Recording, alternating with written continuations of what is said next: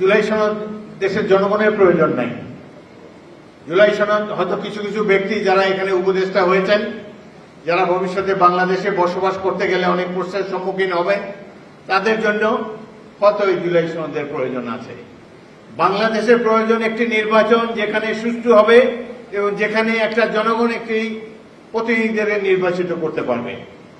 আমরা আশা করব আগামীতে একটি জাতীয় সংসদ নির্বাচন সুষ্ঠুভাবে সম্পাদিত হবে। এই নির্বাচনে যারা বিজয়ী হবেন, জনগণের প্রতিনিধি হবেন, তারাই জুলাই সনদকে সমর্থন করবেন। আমার দল বিএনপি জুলাই সনদকে সমর্থন করেছে, আমরাও এটি সমর্থন করতে বাধ্য। কিন্তু এটার মধ্যে এমন এমন জিনিস ঢুকাবেন না যেটি নিয়ে আগে আলোচনা হয় নাই, ঐক্যমত কমিশনের মিটিংয়ে আলোচনা হয় নাই, সেসব জিনিসও চূড়ান্ত খসড়ার মধ্যে আমাদের সাথে দেওয়া হয়েছে, যেটি মহাসচিব একটু পরে আপনাদেরকে বলবেন। এই ধরনের সনদের আমাদের প্রয়োজন নাই।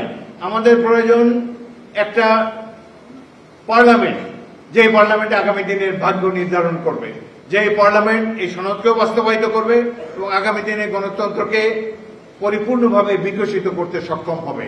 তাহলে এই ধরনের এই যে বিদেশ থেকে আমদানি করা কয়েকজন তথাকথিত পণ্ডিত ব্যক্তির পণ্ডিতির মাধ্যমে যে সমাবেশ, যেই সনদ বারবার আমরা দেখতে পাচ্ছি, সনদের কোনো প্রয়োজন নাই।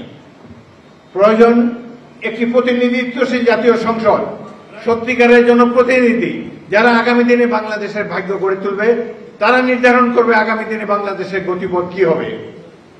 এমনকি নির্বাচিত যে কয়টি রাজনৈতিক দলের সাথে মিটিংয়ে ডাকা হয়েছে, এই রাজনৈতিক দলেরও পুরো অধিকার নাই এই দেশের ভবিষ্যৎ নির্ধারণ করার জন্য।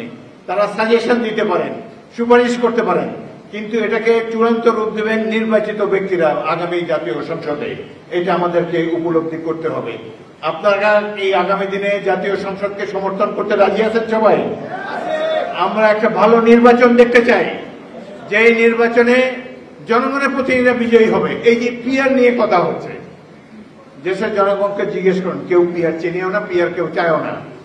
আমরা 100 বছর ধরে একজন ব্যক্তিকে নির্বাচিত করে আসছি, তারা ব্যক্তির কাছ থেকে, ভোটারের কাছ থেকে ক্ষমতা তুলে নিয়ে একটা রাজনৈতিক দলের কাছে সমর্পণ করতে চায়। তাহলে জনগণ তো এমনি ক্ষমতাহীন, তাদেরকে আরো ক্ষমতাহীন করতে হচ্ছে। সুতরাং আমরা চাই বর্তমান যে ব্যবস্থা নির্বাচন হচ্ছে, সেই ব্যবস্থার মাধ্যমে যাতে নির্বাচন হয়।